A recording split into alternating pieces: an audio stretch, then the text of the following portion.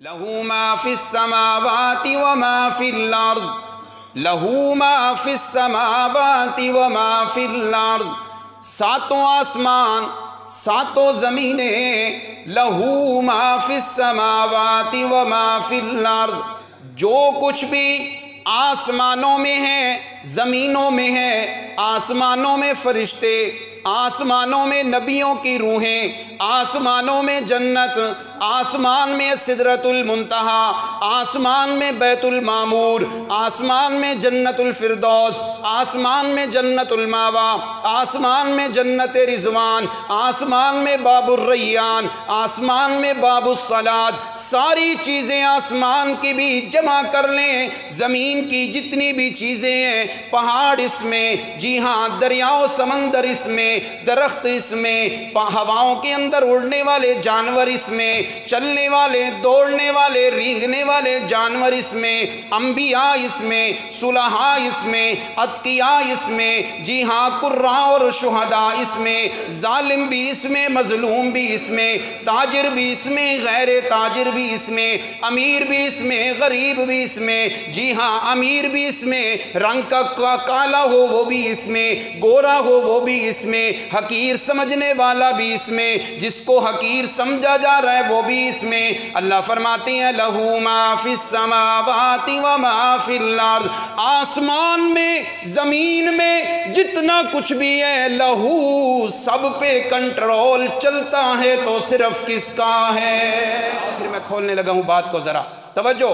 توحید عملی یہ ہے مڈیالہ کے نوجوانوں، تاجروں، پڑھا لکھا طبقہ موجود ہے، میرے نوجوان سکول کالج کے اسٹوڈنٹ بیٹھے ہیں، توحید عملی یہ ہے، میں نے زبان سے تو کہہ دیا مولا مشرک سے میری کوئی یاری نہیں، مولا مشرک سے میرا کوئی تعلق نہیں، اب عمل کر کے دکھانا، تیرا یار مشرک فوت ہو گیا جنازے میں بھی نہ جا۔ سبحان ربک رب العزت عما یصفون وسلام علی المرسلین والحمد للہ رب العالمین۔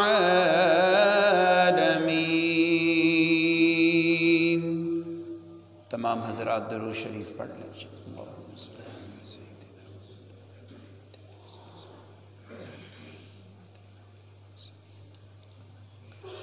واجب الاحترام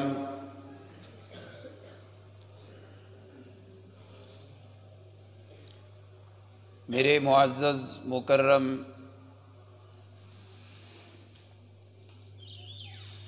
بزرگوں، بھائیوں، پس پردہ میری معززات موقرات ماؤں بہنوں،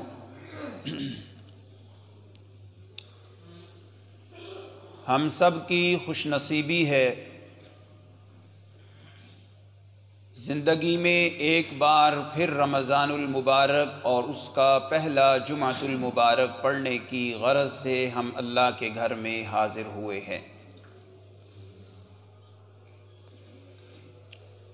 اللہ تبارک و تعالی اپنے کرم اور فضل جب کرتے ہیں تو کئی مختلف رنگ اس کی رحمت اور فضل کے ہوا کرتے ہیں۔ ان میں سے ایک رنگ اور ایک انداز یہ بھی ہے کہ اللہ انسان کو زندگی میں صحیح سلامت ہو رمضان المبارک کی بہاریں پھر عطا فرما دے۔ ہم سب ذرا غور کریں، میرے اور آپ کے کئی اعزہ اور اقارب، کئی دوست، کئی بھائی، کئی محلے دار، رشتہ دار سابقہ سالوں میں ہمارے ساتھ انہی صفوں میں نظر آیا کرتے تھے، فرض نماز میں، تراویح میں، عید کی نماز میں، جمعے میں، مگر آج اپنی عمر پوری کر کے وہ قبر کے مہمان بن چکے ہیں۔ ایسے ہی انسان کو یہ سوچنا چاہیے کہ آئندہ رمضان بھی آئے، شاید میں بھی ایسے قصے اور کہانی بن کے دنیا سے چلا جاؤں اور مجھے بھی کوئی یاد کرنے والا نہ ہو۔ اس غرض سے ہر عبادت، ہر ریاضت اور ہر سخاوت کو کیا جائے کہ یہ میری زندگی کی آخری عبادت ہے۔ آج کے اس جمعۃ المبارک میں جس عنوان کو ہم نے شروع کرنا ہے وہ عنوان ہے توحید باری تعالی۔ آپ کو یاد ہوگا سابقہ سال رمضان المبارک کا پہلا جمعہ بھی اسی عنوان سے معنون تھا، توحید باری تعالی۔ یہ وہ سمندر ہے، وہ بحر بے کنار ہے، ساری کائنات کے درخت کلمے بن جائیں، سارے دریاؤ سمندر سیاہی بن جائیں،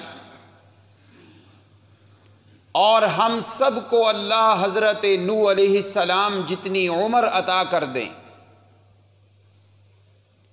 ہم سب کی زبانیں بولنا شروع ہو جائیں، ہاتھ لکھنا شروع ہو جائیں، کائنات تو ختم ہو سکتی ہے، میرے رب کی توحید کا ڈنکا اور حق کوئی بھی ادا نہیں کر سکتا۔ توحید باری تعالی کس کو کہتے ہیں؟ توحید کا معنی کیا ہے؟ مفہوم کیا ہے؟ وہ کون سی صفات ہیں جو رب ذوالجلال کے اندر ہیں اور رب کی توحید ہم بیان کرتے ہیں؟ یہ باتیں ساری بیان کرنے سے پہلے میں ذرا آپ کے دلوں میں یہ اہمیت اجاگر کر دوں کہ مسئلہ توحید کی اہمیت کیا ہے۔ یہ بات تو واضح ہے، جب تک چیز کی اہمیت نہ ہو، کوئی بھی کسی چیز کو خریدتا نہیں، جب تک دل میں اس کی اہمیت بیٹھ نہ جائے۔ میں اور آپ اگر گاڑی کا انتخاب کریں، کہیں پلاٹ کا انتخاب کریں، تو پہلے ہمارے دل میں اس جگہ کی، اس چیز کی اہمیت ہوتی ہے۔ آپ سب جتنے حضرات بیٹھے ہیں، آپ میں سے سارے کے سارے اللہ کی توحید کو ماننے والے ہیں۔ کبھی غور کیا آپ نے کہ وہ عظیم عقیدہ جس کا اللہ نے ہمیں مکلف بنا کے ہمیں اس پہ عمل پیرا ہونے کی توفیق دی ہے، ذرا دیکھیں تو صحیح اس عقیدے کی اہمیت کیا ہے۔ میرے نوجوان بھائیوں، میرے بزرگوں، میں کہاں سے بات شروع کروں؟ رب کائنات کی توحید، اس کی اہمیت یہاں سے بھی نظر آتی ہے۔ پوری کائنات کو رب نے کیوں پیدا کیا؟ صرف اور صرف اپنی توحید کے مسئلے کو ظاہر کرنے کے لیے۔ یہ عقیدہ توحید کی پہلی اہمیت ہے۔ پوری کائنات کی تخلیق اظہار توحید کے لیے۔ ذرا میرے ساتھ سنتے جائیں اور لطف لیں ذرا ان باتوں کا۔ پوری کائنات،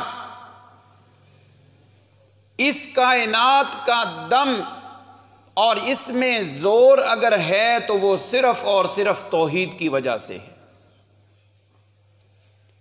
عقیدہ توحید کی اہمیت آپ کو یہاں سے بھی اندازہ ہوگا۔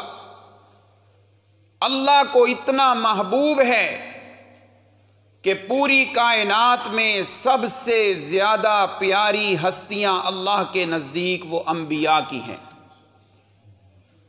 وہ انبیاء اللہ نے کس مسئلے کے لیے دنیا میں بھیجے؟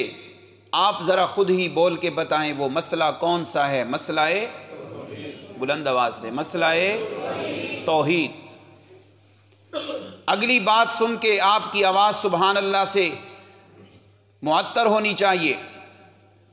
اللہ کو توحید سے اتنا پیار ہے، اتنا پیار ہے کہ اگر کوئی چیونٹی یا کوئی پرندہ رب کی توحید بیان کرنے لگے تو اللہ ان کلمات کو قرآن میں محفوظ کر کے انسانوں کے لیے نصیحت بنا دیتے ہیں۔ میرا اشارہ سمجھ گئے ہوں گے؟ حضرت سلیمان کے قصے میں چیونٹی کا ذکر ہے، اس نے کیا بیان کیا تھا؟ اونچی آواز سے۔ ہدہد پرندے نے جو بات کی تھی وہ کیا نغمہ بولا تھا؟ توحید۔ نوجوانوں، اس بات سے اگر اندازہ نہیں ہو سکا تو ذرا آگے بڑھیں۔ عقیدہ توحید کی اہمیت اتنی ہے کہ 80 سال کا ایک بوڑھا گناہگار مجرم انسان جب رب کی توحید کو مانتا ہے تو اللہ اس بوڑھے انسان کا تذکرہ سورہ یاسین میں کر دیا کرتے ہیں، اور اللہ فرماتے ہیں قیل ادخل الجنہ۔ حبیب نجار 80 سال کا بوڑھا، لکڑی کا کام کرنے والا، کوئی حیثیت نہیں، بلکہ توحید ماننے کی وجہ سے علاقے اور بستی والوں نے اس کی انتڑیاں بھی نکال دی، مگر اللہ فرماتے ہیں تو میری توحید کا دیوانہ ہوا تو میں نے قرآن میں تیرے نام کے پروانے ذکر کر دیے۔ قیل ادخل الجنہ، اللہ نے فرمایا جنت میں داخل ہو جا۔ یہ توحید کی وجہ سے۔ عقیدہ توحید کی اہمیت ذرا آپ سنتے جائیں اور لذت لیں اپنے اس مبارک عقیدے پر چلنے کی۔ عقیدہ توحید کی اہمیت یہاں سے بھی سمجھ آتی ہے، سارے نبیوں کے بعد اس کائنات میں بشر کے اندر سب سے زیادہ مقام ہے تو کون سی جماعت کا؟ ذرا بیدار ہو کے بیٹھیں۔ نبیوں کے بعد شاباش، انبیاء علیہم السلام کے بعد انسانوں میں، بشر میں سب سے زیادہ اگر مقام ہے تو وہ صحابہ کا۔ صحابہ میں ابو بکر، عمر، عثمان اور علی رضی اللہ عنہم کا۔ میں نے قرآن سے پوچھا ذرا قرآن مجھے بتا دے ابو بکر کو عظمت کیوں ملی، عمر، عثمان، علی کو عظمت کیوں ملی، طلحہ و زبیر، ابو ہریرہ، ابن عباس، ابن مسعود رضی اللہ عنہم، یہ صحابہ کو عظمت کیوں ملی؟ تو قرآن کہتا ہے لا تطرد الذین یدعون ربہم بالغداۃ والعشی۔ صحابہ کو عظمت اس لیے نہیں ملی کہ ان کی کوٹھیاں بڑی تھیں، ان کی جائیداد بڑی تھی، ان کی بلڈنگیں تھیں، کاروبار بڑے تھے، پراپرٹی بہت زیادہ تھی۔ قرآن کہتا ہے صحابہ کو بھی عظمت ملی ہے تو رب کی توحید کی وجہ سے ملی ہے۔ بآواز بلند کہیں ذرا سبحان اللہ۔ یہ عقیدہ توحید کی اہمیت ہے۔ میرے نوجوانوں، میرے بزرگوں، ایک بات کر کے میں اپنے موضوع کی طرف آ رہا ہوں۔ عقیدہ توحید کی اہمیت یہاں سے بھی سمجھ آتی ہے، توجہ میری جانب۔ میرا بھائی زبیر اگر مڈیالہ کی کوئی مسجد تعمیر کرے تو جنت میں محل بن جائے۔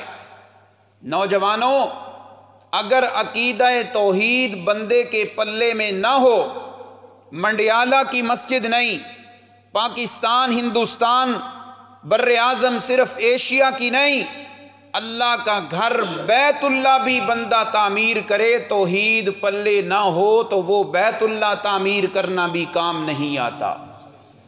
کیوں؟ توحید، عقیدہ توحید۔ ابو جہل نے مڈیالہ کی مسجد تعمیر کی تھی، گجرانوالہ کی، جدہ کی، طائف کی ابو جہل نے وہ گھر رب کا تعمیر کیا تھا جس گھر کا چکر ایک انسان لگا لے تو اللہ اس کے سارے گناہوں کو مٹا کے رکھ دیتے ہیں، مگر وہ گھر تعمیر کرنا بھی کام نہ آیا، اس لیے کہ ابو جہل کے پلے میں کون سا عقیدہ نہیں تھا؟ توحید نہ ہو، تیری مسجد نبوی کی نمازیں ضائع، توحید نہ ہو، تیرے حج اور عمرے ضائع، توحید نہ ہو، تیرا داڑھی رکھنا ضائع، توحید نہ ہو، تیرا افطاری کروانا، سحری کروانا ضائع، مدرسے اور مسجد بنوانا ضائع۔ اللہ نے ایک ہی کسوٹی رکھی ہے، تیرا عمل بڑا ہو یا چھوٹا ہو، شرک کی تھوڑی سی آمیزش بھی نہ ہو، اللہ فرماتے ہیں میں اس کو اپنی دامن رحمت سے قبول کر کے تجھے جنت کا مستحق بنا دیتا۔ یہ عقیدہ توحید کی اہمیت ہے۔ اب آئیے، توحید کہتے کس کو ہیں؟ توحید کا معنی ہے اللہ کو ایک ماننا۔ توحید کا معنی کیا ہے؟ بآواز بلند، اللہ کو ایک۔ میرے بھائی جو دھوپ میں بیٹھے ہیں ذرا وہ بھی اونچی آواز سے بولیں، توحید کا معنی کیا ہے؟ اللہ کو ایک ماننا۔ اب میری طرف توجہ، توحید کی چند قسمیں ہیں، میں صرف جلدی وہ قسمیں دہرا دوں، کم از کم آپ کو پتہ ہو کہ ہم نے یہ باتیں سنی ہیں۔ توحید کی پہلی قسم ہے توحید فی الذات، اللہ کی ذات کو ایک ماننا۔ مڈیالہ والوں مجھے بتاؤ، اللہ جیسا کوئی اور ہے؟ کوئی ہو سکتا ہے؟ قرآن کہتا ہے لیس کمثلہ شیء، اس جیسا کوئی نہیں۔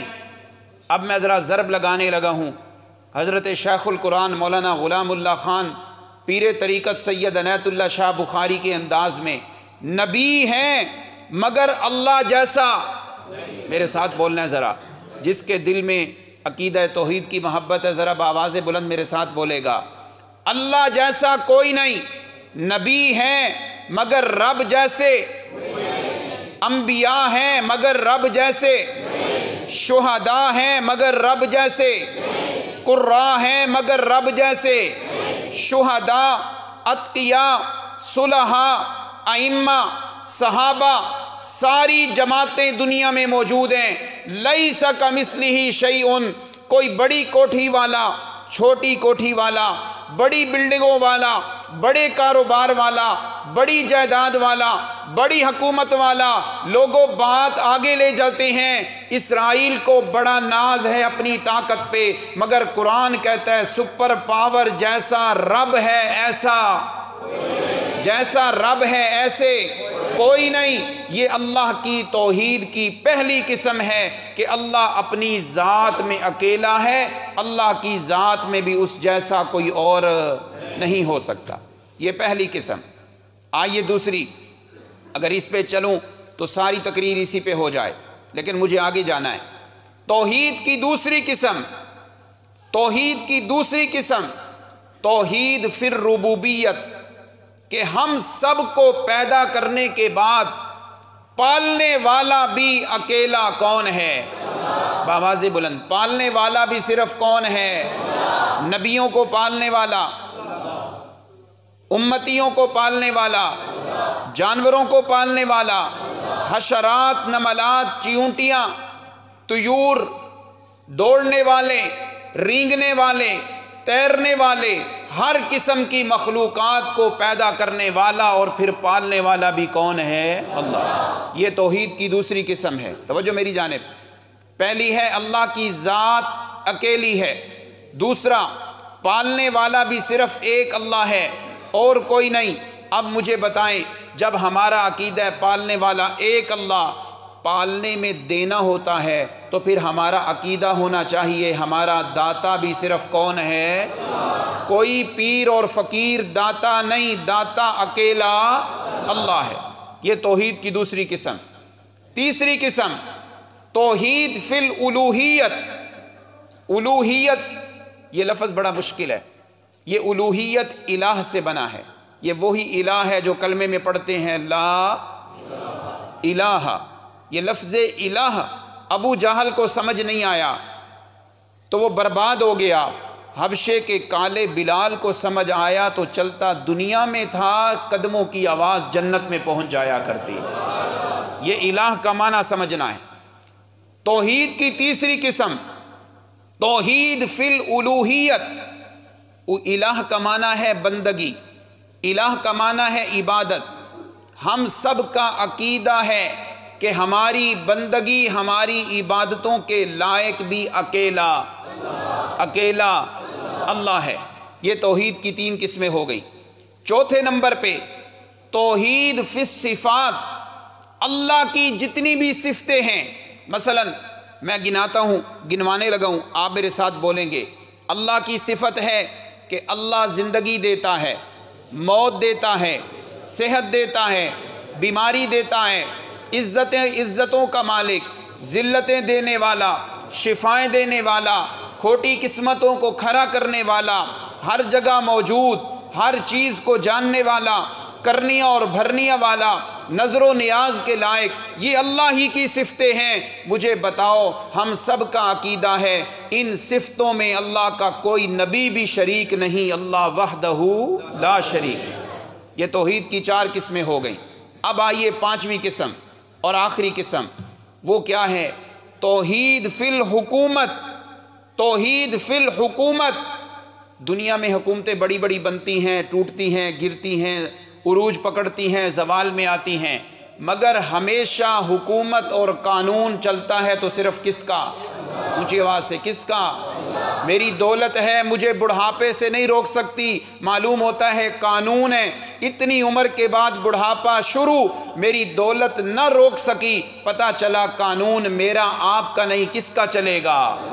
میری بڑی دولت ہے، میری پریشانیاں دور نہ کر سکی، میری بڑی دولت ہے، کبھی بخار سے مجھے بچا نہیں سکی، پتہ چلا قانون اور آرڈر اللہ کا چلتا ہے، اس قانون چلانے اور آرڈر چلانے میں اللہ کا کوئی بھی شریک نہیں ہے۔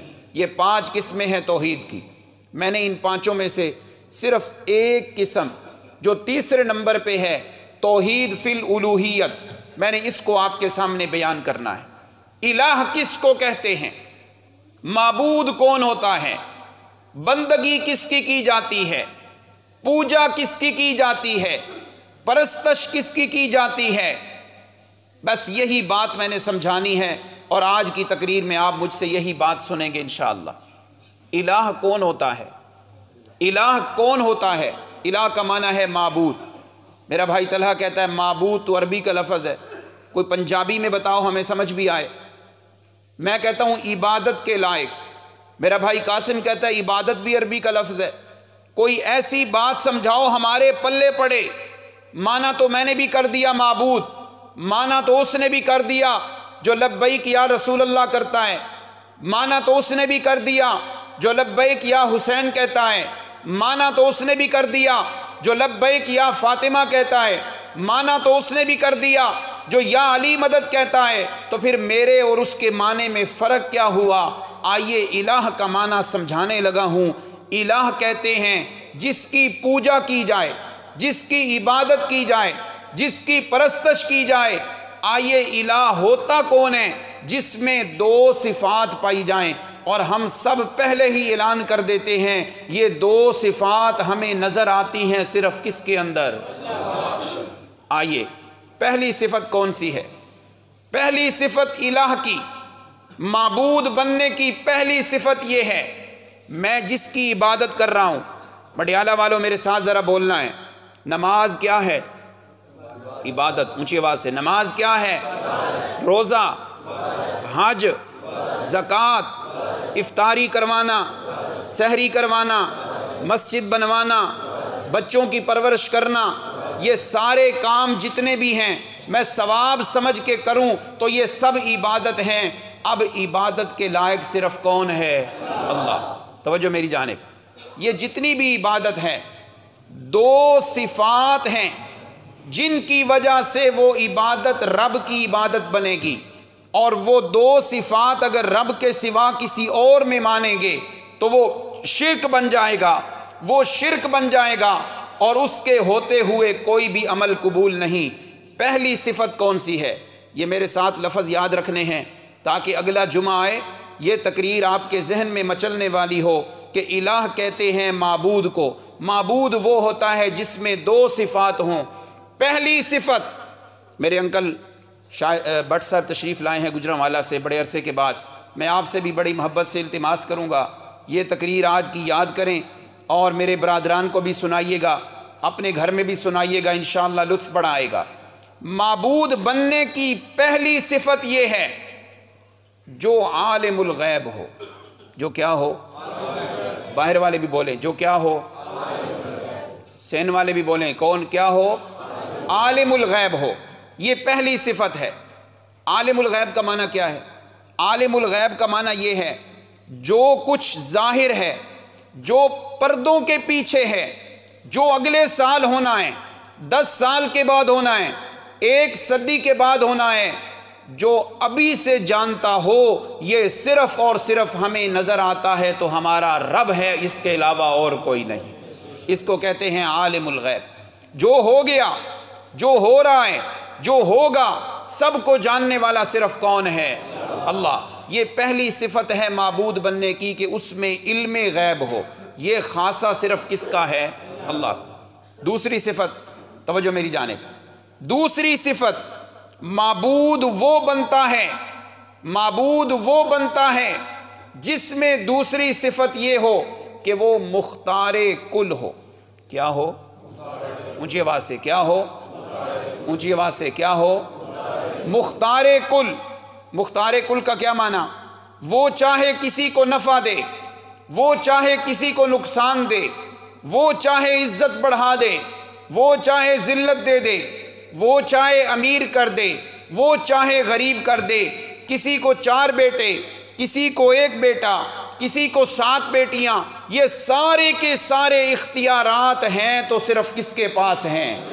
اس کو کہتے ہیں مختار کل۔ یہ 2 صفات جس میں پائی جائیں تو وہ معبود ہے۔ آئیے ذرا قرآن کا مطالعہ کرتے ہیں، قرآن نے یہ 2 صفتیں ہمیں کہاں دکھائی ہیں؟ مجھے بتائیں، میرے نبی عالم الغیب ہیں؟ شاید کوئی اس عقیدے کا بیٹھا ہو میرا بھائی، ابھی وہ نہ کرتا ہو، نہیں نہ کرے کہ نہیں مولوی صاحب ویسے ہی رٹا لگا رہے ہیں، تو میں بھی ذرا دلائل قرآن سے پڑھ دوں گا تو پھر آپ میرے ساتھ مل کے کہیں گے اللہ کے نبی بھی عالم الغیب نہیں، عالم الغیب صرف کون ہے؟ میرے نبی مختار کل نہیں۔ ابھی شاید کوئی میرا بھائی میری بات سے اکتفا نہ کرے، میں قرآن پڑھتا ہوں، پھر آپ کو ماننا پڑے گا اور کہنا پڑے گا اللہ کے سوا کوئی بھی مختار کل نہیں، سارے اختیار کس کے پاس ہوتے ہیں؟ اللہ کے۔ اللہ اللہ۔ یہ معبود میں 2 صفتیں ہیں، عالم الغیب ہو، مختار کل ہو۔ آئیے ذرا قرآن کا نظارہ۔ اعوذ باللہ من الشیطان الرجیم۔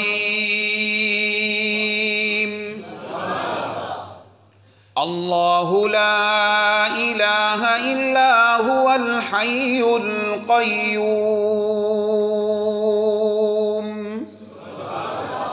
سورہ بقرہ میرے اکثر نوجوان بزرگ سمجھ گئے ہیں یہ کون سی آیت ہے؟ قرآن مجید کی یہ وہ آیت ہے جسے آیت الکرسی کہا جاتا ہے۔ بڑی عظمت والی آیت، بڑی مقام والی آیت، بڑی مرتبے والی آیت۔ اللہ کیسے شروع کر رہے ہیں اس سورت کو، اس آیت کو؟ اللہ فرماتے ہیں اللہ لا الہ، اللہ لا الہ۔ یہ بات میں نے پہلے بھی کئی بار کی ہے، آج نئے چہرے آئے ہیں میں دوبارہ کرنے لگا ہوں تو آپ سمجھ جائیے گا۔ اللہ اپنا تعارف کروا رہے ہیں، اللہ کون ہے؟ لا الہ، لا الہ۔ دنیا میں جب بھی کوئی اپنا تعارف کروائے تو وہ نہیں سے نہیں کرتا، نفی سے نہیں، اس بات سے تعارف کرواتا ہے۔ جب بھی کسی کو اپنا تعارف کروانا ہو وہ یوں کہتا ہے میں نے میٹرک کیا ہوا ہے، میں نے فلاں ڈپلومہ حاصل کیا ہے۔ ہر کوئی اپنا تعارف ہے سے کرواتا ہے، ایک میرا رب ہے جو اپنا تعارف کروانے لگے تو ہے نہیں، نہ سے تعارف کرواتا ہے۔ کس سے تعارف کرواتا ہے؟ نا سے شروع ہونے لگا تعارف۔ اللہ، کون سا اللہ؟ اللہ فرماتے ہیں لا کا معنی کیا ہے؟ نہیں، اونچی آواز سے، لا کا معنی کیا ہے؟ ہر کوئی تعارف کروائے تو ہے سے، میرے رب کا تعارف شروع ہونے لگائیں۔ اللہ فرماتے ہیں لا الہ، کوئی معبود نہیں، کوئی الہ نہیں، کوئی پرستش کے لائق نہیں، کوئی بگڑیاں بنانے والا نہیں، کوئی کرنیاں اور بھرنیاں والا نہیں، کوئی عزت و ذلت کا مالک نہیں، لا الہ الا ہو، یہ سب کچھ کرنے والا ہے تو صرف کون ہے؟ کون ہے؟ اللہ۔ یہ اللہ تعارف کروا رہے ہیں۔ اللہ فرماتی ہیں آ میرے معبود ہونے کی تجھے دلیل سمجھا دوں۔ پہلی دلیل الحی القیوم، معبود وہ نہیں ہوتا جس پہ موت آ جائیں، معبود وہ نہیں ہوتا جس کے بچے یتیم ہو جائیں، معبود وہ نہیں ہوتا جو منوٹن و مٹی کے نیچے آ جائیں، معبود وہ نہیں ہوتا جس کا جنازہ پڑھ دیا جائے، جس کی بیوی بیوہ ہو جائے، جس کی وراثت تقسیم ہو جائے، معبود وہ نہیں ہوتا جس کے بعد میں تعزیت کی جائے۔ اللہ فرماتے ہیں معبود ہونے کی پہلی دلیل یہ ہے الحی، جو ہمیشہ زندہ رہے، کبھی موت نہ آئے۔ تم خود بول کے بتاؤ ہمیشہ زندہ رہنے والا ہے تو صرف کون ہے؟ تو پھر عبادت کے لائق بھی کون ہے؟ اللہ۔ یہ پہلی دلیل۔ الحی پہ میں چلوں، یقین کریں کئی جمعے لگ جائیں، آگے چلیں۔ القیوم، معبود اللہ، عبادت کے لائق اللہ۔ دوسری دلیل اللہ نے دی، اللہ کے معبود ہونے کی دوسری دلیل یہ ہے القیوم، وہ ہمیشہ قائم رہنے والا ہے، دوسروں کو بھی اپنی قدرت سے قائم رکھنے والا ہے۔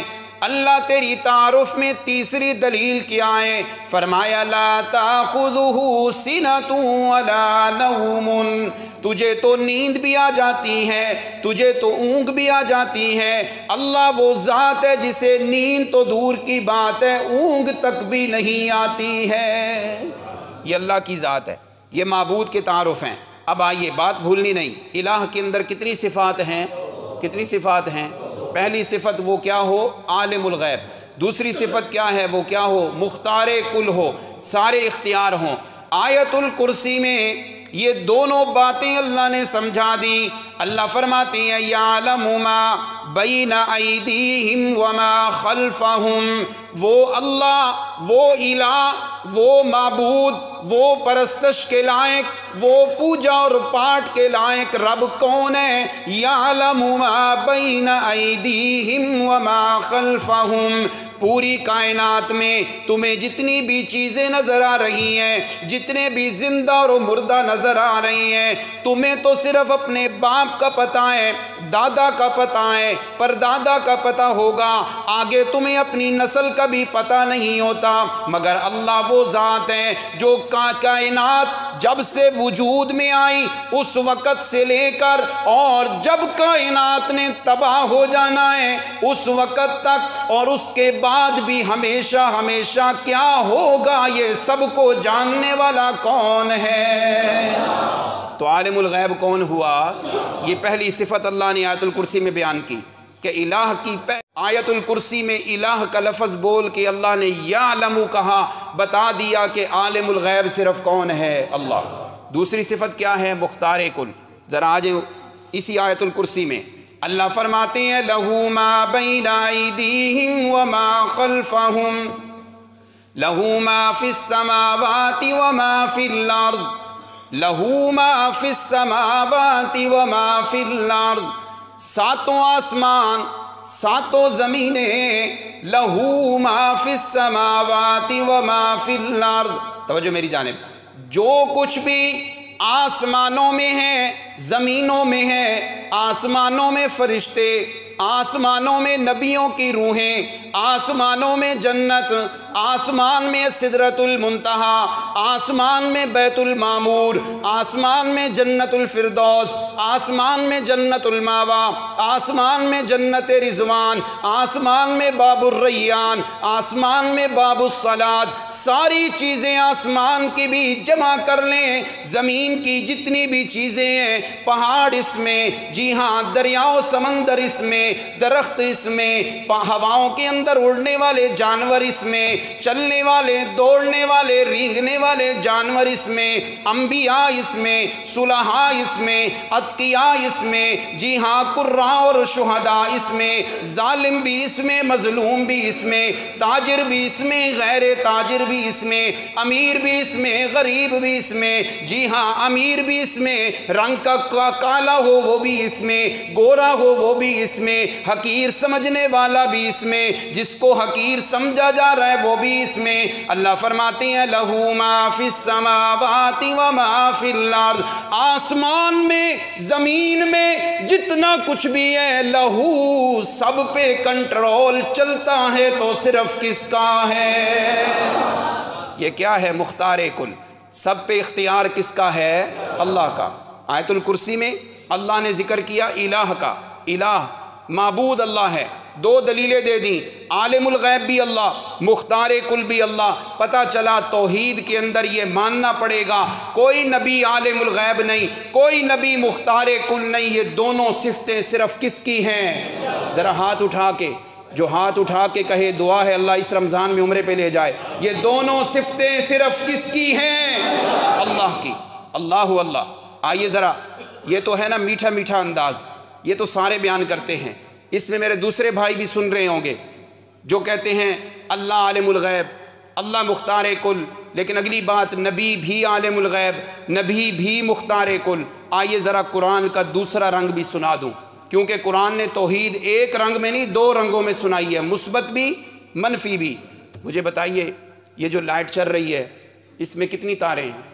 ایک گرم اور ایک، جو ساری ٹھنڈی ہوں تو پھر، ساری گرم ہوں تو پھر، ٹھیک ہے۔ یہ جو بھی میں نے انداز سنا ہے یہ ٹھنڈا تھا۔ اب آئیے ذرا گرم انداز، میرا نہیں ہے، میری بات و دیوار پہ ماریں، اللہ کے قرآن کی بات ہے۔ اللہ فرماتی ہیں یوم یجمع اللہ الرسل فیقول ماذا اجبتم قالوا لا علم لنا لا علم لنا۔ تو کہتا ہے نبی غیب جانتے ہیں، تو کہتا ہے رسول غیب جانتے ہیں، تو کہتا ہے میں جب اللہ کے نبی کو یہاں سے پکاروں وہ میری پکاروں کو سنتے ہیں۔ نہیں نہیں، اللہ کا قرآن، جی ہاں سورہ مائدہ آج رات کو انشاءاللہ منزل بھی پڑھی جائے گی اسی آیت پہ۔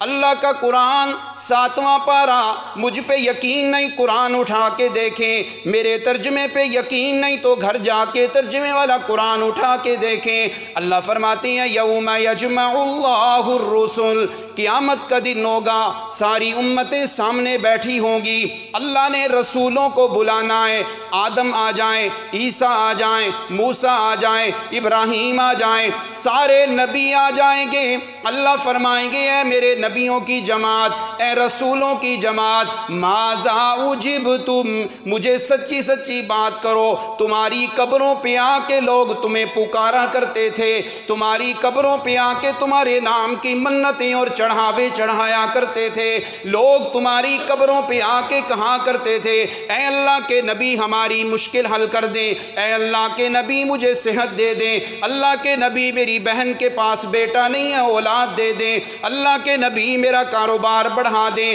اللہ کے نبی میری مشکل حل کر دیں۔ اللہ سارے نبیوں سے پوچھیں گے تمہاری عبادت کی گئی، تمہیں پکارا گیا، تمہاری پرستش کی گئی، بتاؤ تمہیں پتہ ہے یا کہ نہیں؟ یہ اللہ نبیوں سے پوچھیں گے۔ میرے بھائی عثمان توجہ کیجئے گا، 7واں پارہ اللہ کس سے پوچھ رہے ہیں؟ اونچی آواز سے کس سے پوچھ رہے ہیں؟ سارے بولے کس سے پوچھ رہے ہیں؟ نبیوں سے۔ اللہ اللہ۔ اب نبی کیا کہیں گے؟ مجھے سچی سچی بات کرو، میرے بزرگ حاجی حنیف صاحب بیٹھے ہیں، میرے استاد محترم قاری غلام فرید صاحب بیٹھے ہیں، میں جرت نہیں کر سکتا اپنے استادوں کے بارے کہوں کہ یہ جھوٹ بولیں، میں جرت نہیں کر سکتا اپنے بزرگوں کے بارے یہ جھوٹ بولیں، میں جرت نہیں کر سکتا یہ کہوں حاجی اشرف صاحب حاجی رمضان صاحب جھوٹ بولیں، میں نہیں کر سکتا، کرے کوئی جرت کہے اللہ کے نبی جھوٹ بولیں گے، کرو جرت ذرا، کر سکتے ہو؟ تو اب جو نبی جواب دیں گے وہ جھوٹ ہوگا یا سچ ہوگا؟ سچی سچی بات کرنا، وہ جھوٹ ہوگا کہ سچ ہوگا؟ سچ ہوگا۔ آئیے ذرا سنیے اللہ کا قرآن کیا کہتا ہے۔ قالو، سارے نبی بیک زبان ہو کر بولیں گے، سارے نبی آواز آئے گی جواب دیں گے، لا علم لنا، لا علم لنا، اتنا تو آپ کو پتہ ہے، لا کا معنی ہے نہیں، علم کا معنی پتہ ہونا، لنا کا معنی ہمیں، معنی ہوگا لا علم لنا، مولا کون قبروں پہ آیا، کس نے ہمارے نام کی دعائیاں دی، لا علم لنا، ہمیں کچھ بھی پتہ کوئی نہیں۔ معلوم کیا ہوا؟ نبی بھی غیب نہیں جانتے، انبیاء بھی غیب نہیں جانتے، عالم الغیب صرف کون ہے؟ اونچی آواز سے، عالم الغیب صرف کون ہے؟ اللہ ہے۔ توجہ میری طرف، ابو جی کرسی رکھ، توجہ میری جانب۔ دوسری بات، کوئی بھائی یہ کہے کہ جی ہو سکتا ہے باقی نبیوں کو تو اللہ نے، باقی نبیوں کو تو اللہ نے غیب کا علم نہیں دیا، اللہ کے پیارے پیغمبر نبی کریم صلی اللہ علیہ وسلم کو غیب کا علم دیا ہو، شاید کسی کا عقیدہ ہو باقی نبیوں کو تجھ نہیں دیا، ساڑھے نبی دی شان ہی بڑی ہے، اللہ نے غیب دا علم دے دیا۔ کیوں جی؟ اللہ کہتے ہیں وَعَلَّمَكَ مَا لَمْ تَكُنْ تَعْلَمْ۔ آئیے ذرا اللہ نے میرے پیارے پیغمبر کا تذکرہ علیحدہ بھی قرآن میں کر دیا ہے، یہی 7واں پارہ سورۃ الانعام، اللہ فرماتی ہیں قُلْ لَا أَقُولُ لَكُمْ عِنْدِي خَزَائِنُ اللَّهِ، اے میرے پیارے پیغمبر اعلان فرما دیجئے، آپ کے امتیوں میں سے کوئی کہے گا رزق کے خزانے میرے نبی کے پاس، صحت کے خزانے میرے نبی کے پاس، اولاد کے خزانے میرے نبی کے پاس، نہ میرے پیغمبر، اگر اولاد کے خزانے آپ کے پاس ہوتے تو میں آپ کی بیٹوں کو کبھی موت نہ دیتا، اولاد کے خزانے آپ کے پاس ہوتے، عائشہ کی گود میں بھی بیٹا ہوتا، حفصہ کے پاس بھی بیٹا ہوتا، جی ہاں باقی آپ کی بیویوں کے پاس بھی اولاد کی نعمت ہوتی، میں نے آپ کی بیوی عائشہ کو بھی اولاد نہیں دی، میں نے یہی سمجھا دیا اولاد کے خزانے نبیوں ولیوں کے پاس نہیں، اولاد کے خزانے کس کے پاس ہیں؟ اعلان کر دیں یہ سارے خزانے کس کے پاس ہیں؟ اللہ کے پاس۔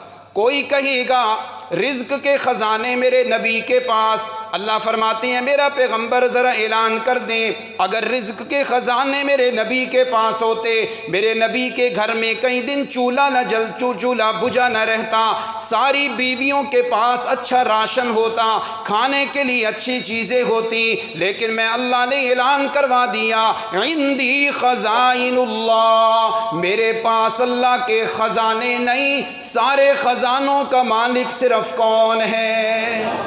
آگے چلے، بات آگے جو میں نے کرنی ہے، اللہ نے ایک اور اعلان کروایا وَلَا أَعْلَمُ الْغَيْبَ، اے میرے پیارے پیغمبر اعلان کر دیجئے وَلَا أَعْلَمُ الْغَيْبَ، میں غیب نہیں جانتا، میں غیب، اونچی آواز سے کون اعلان کر رہے ہیں؟ آمنہ کے لال۔ ایک آیت میں نے پڑھی جس میں سارے نبی قیامت کے دن کہیں گے ہمیں پتہ کوئی نہیں، اور ادھر اللہ کے نبی کا علیحدہ تذکرہ ہے لا عالم الغیبہ، میرے پیغمبر بتا دو پردوں کے پیچھے کیا ہو رہا ہے، جاننے والا صرف کون ہے؟ اونچی آواز سے کون ہے؟ صرف اللہ ہے۔ آئیے ایک حدیث سنا دوں، اللہ کے پیغمبر کے صحابی آئے، ہاتھوں میں مہندی لگی ہوئی ہے، آپ نے فرمایا میرے صحابی کیا ہوا، یہ مہندی کہاں سے لگ گئی؟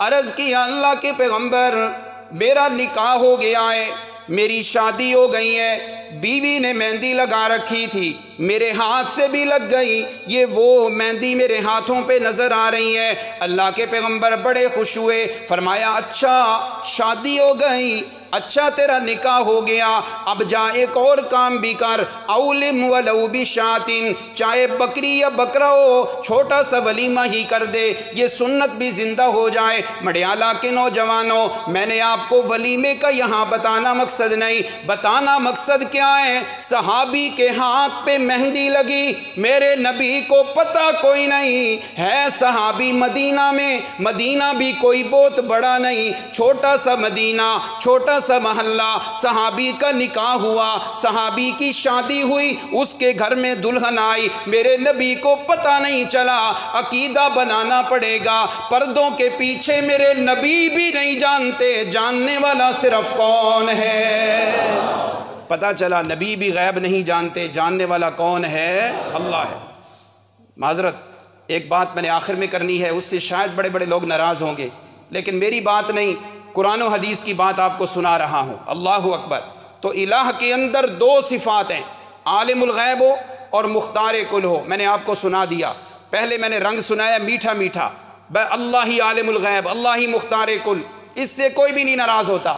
قرآن کا یہ جو انداز ہے نا، نبی غیب نہیں جانتے، اب بڑے بڑے لوگ ناراض ہوں گے، نبی مختار کل نہیں، اب بڑے لوگ ناراض ہوں گے، لیکن قرآن کا مسئلہ ہے۔ آئیے اللہ کا قرآن ایک اور انداز میں بات کرتا ہے، مختار کل صرف کون ہے؟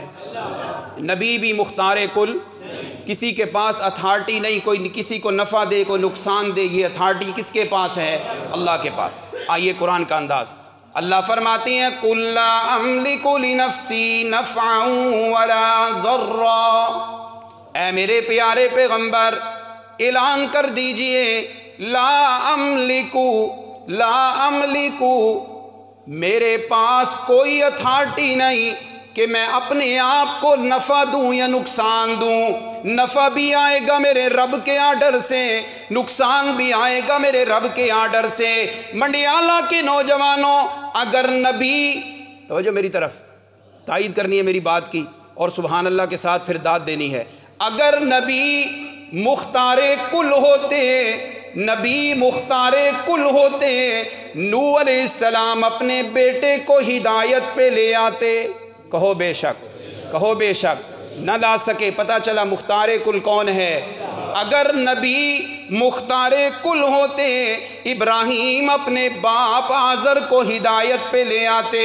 منڈیالہ والو، میں ساری باتیں اپنی جگہ پہ رکھ کے بات آگے لے جاؤں، اگر نبی مختار کل ہوتے، میرے نبی کا پیارا چچا ابو طالب بھی ہدایت پہ ہوتا، مگر وہ ایمان قبول نہیں کر سکا، تو پھر عقیدہ سب کا ہونا چاہیے، سارے اختیار ہیں تو صرف کس کے پاس ہے؟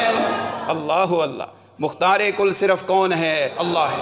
اب آئیے آخر میں ایک حدیث سنا دوں، قال النبی صلی اللہ علیہ وسلم لا تشرک باللہ، اے میرے صحابی اللہ کے ساتھ کسی کو شریک نہ ٹھہرانا۔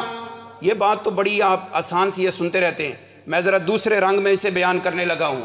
او منڈیالہ کے نوجوان، ناراض نہ ہونا، منڈیالہ کے نوجوان، اپنی سگی بیوی میں سگے بھائی کو برداشت نہ کرنے والے، اپنی بیٹی کی طرف کسی غیر کی نگاہ برداشت نہ کرنے والے، او غیرت مند انسان، یہاں تیری غیرت کہاں چلی گئی؟ اللہ کی صفات دوسروں میں ماننے لگائے، لا تشرک باللہ وَإِنْ حُرِّكْتَ أَوْ قُتِلْتَ، اگر بات یہاں تک بھی پہنچ جائے، تیرے ٹکڑے کیے جانے لگے، تجھے آگ میں ڈالا جانے لگے، پھر بھی تو نے کہنا ہے اللہ وحدہ لا شریک ہے، اس کا کوئی بھی شریک نہیں ہے۔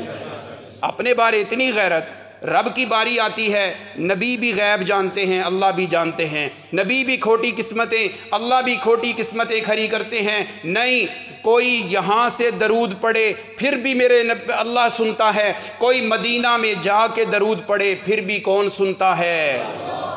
میں جاؤں روزہ مبارک پہ مدینہ منورہ، میں نے کہا بھائی عثمان کو ماشاءاللہ عمرے پہ آ گئے ہیں، بھائی عمر کو کہا عمرے پہ آ گئے ہیں، تو یہ کہنا سرکار کا کرم ہے، سرکار کی بارگاہ میں آئے ہیں، ان کی کرم نوازی ہے، سچی سچی بات کرو، یہ کرم نوازیاں کرنے والا کون ہے؟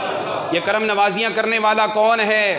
یہ شرکیہ جملہ ہے، ڈر جائیں ڈر جائیں۔ آپ کے دوست نے ساتھ نہیں جانا، آپ کے بھائی نے قبر میں نہیں جانا، یہ عقیدہ توحید کی وجہ سے ہی نجات ہونی ہے، عقیدہ توحید کی وجہ سے نجات ہونی ہے۔ آج وعدہ کر کے اٹھیں، انشاءاللہ العزیز مر سکتے ہیں، جل سکتے ہیں، ٹکڑے ٹکڑے ہو سکتے ہیں، رب کی ذات اور صفات میں کسی کو حصے دار نہیں سمجھ سکتے انشاءاللہ۔ آئیے آخر میں ایک بات کرنے لگا ہوں۔ علامہ ابن قیم رحمہ اللہ بہت بڑے امام گزرے ہیں، وہ فرماتے ہیں توحید دو طرح کی ہے۔ یہ بات آ گئی ہے بڑی کڑوی، اب میرے سمیت سب اپنے اپنے ضمیر کو ذرا جگائیں، فتویٰ لینا ہے اس مفتی سے جو اندر بیٹھا ہوا ہے میرے اور آپ کے۔ توحید کی دو قسمیں ہیں، ایک ہے توحید قولی، ایک ہے توحید عملی۔ توحید قولی تو یہ ہے، میں نے بھی نعرے لگا دیے، آپ نے بھی اللہ اللہ کے نعرے ہاتھ بلند کر کے لگا دیے۔ توحید قولی یہ کہ زبان سے اقرار کیا، حاجت روا صرف، مشکل کشا ایک، بگڑی بنانے والا ایک، یہ توحید ہے قولی، زبان سے۔ بالکل بڑی اچھی بات ہے، بڑی اچھی بات ہے، بہت عمدہ بات ہے۔ ایک ہے توحید عملی، زبان سے تو اللہ کی توحید ہے، اب ذرا سوچ تیرے عمل سے بھی رب کی توحید کی غیرت نظر آتی ہے یا کہ نہیں؟ میرے چاچو افضال صاحب کہتے ہیں بات سمجھ نہیں آ رہی، ذرا پردہ ہٹائیں بات سے، آؤ پھر میں کھولنے لگا ہوں بات کو، ذرا توجہ۔ توحید عملی یہ ہے، مڈیالہ کے نوجوانوں، تاجروں، پڑھا لکھا طبقہ موجود ہے، میرے نوجوان سکول کالج کے اسٹوڈنٹ بیٹھے ہیں، توحید عملی یہ ہے، میں نے زبان سے تو کہہ دیا مولا مشرک سے میری کوئی یاری نہیں، مولا مشرک سے میرا کوئی تعلق نہیں، اب عمل کر کے دکھانا، تیرا یار مشرک فوت ہو گیا جنازے میں بھی نہ جا، کیوں کہ یہ میرے رب کا وفادار نہیں تھا۔ تو اپنی بیٹی کی شادی کرنے لگا ہے، ذرا دیکھ وہ سسرال جو بیٹی کے بنا رہا ہے وہ کہیں مشرک تو نہیں ہے، ذرا خیال کر، وہ ہوں 11ویں والے، وہ ہوں 12ویں دینے والے، تیجے 10ویں 40ویں کرنے والے، تو اپنی بیٹی ان کو دے رہا ہے، کچھ خیال کر، رب کی توحید کو صرف زبان سے نہیں ماننا، اپنے عمل سے بھی مان، مشرکوں سے رشتے نہ جوڑ، مشرکوں سے کاروباری لین دین نہ کر، صرف یہی بات دل میں لیا، جو میرے رب کا وفادار نہیں وہ میرا بھی وفادار نہیں ہو سکتا۔ یہ ہے توحید عملی۔ پھر ہمارے نوجوان جنازے پہ کھڑے ہوتے ہیں، تیجے 10ویں 40ویں پہ چلے جاتے ہیں، برسی پہ چلے جاتے ہیں، جی کیا کریں، ناک رکھنا ہے، خاندانی مسئلہ ہے، نہیں، توحید قولی بھی ہو، توحید عملی بھی ہو، پھر بات چلے گی۔ اور آخر میں ایک حدیث سن لیں، میرے آقا نے فرمایا من لم یدع قول الزور والعمل به فلیس للہ حاجۃ فی ان یدع طعامہ وشرابہ۔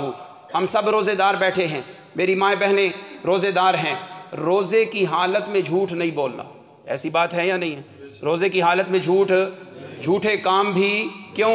روزہ رب کی رحمت اور جھوٹ رب کی لعنت، لعنت اور رحمت اکٹھے نہیں ہو سکتے، تو فرمایا جھوٹ نہیں بولنا۔